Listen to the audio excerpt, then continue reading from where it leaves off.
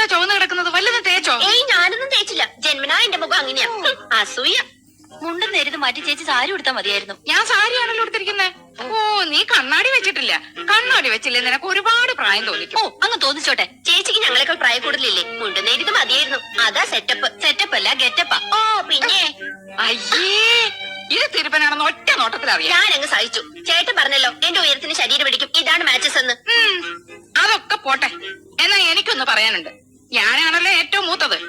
യമുന വന്ന ആദ്യം വരേണ്ടത് എന്റെ മുറിയിലേക്കാ. നാക്കെടുത്ത യമുന ഇംഗ്ലീഷേ പറയൂ. കുറച്ചെങ്കിലും ഇംഗ്ലീഷ് അറിയാവുന്ന എനിക്കാ. ആദ്യം എന്റെ മുറി വരട്ടെ. കാണാലോ പൂരം. യമുന ആദ്യം എന്റെ മുറിയിലേക്ക് വരൂ. ഞങ്ങൾ സമപ്രായക്കാരല്ലേ. ഭാഗ്യദോഷത്തിന് ഞാൻ സിനിമാ നടി ആയില്ലെന്നുള്ള കാര്യം യമുനയ്ക്ക് അറിയാം. അത് ശരി. ഇതെന്താണ്?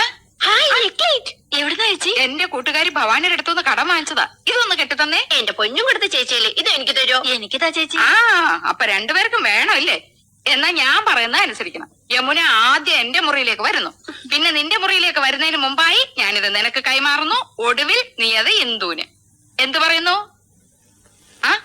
സമ്മതിച്ചു. എന്നാ ഇതൊന്ന് കെട്ടിത്താ.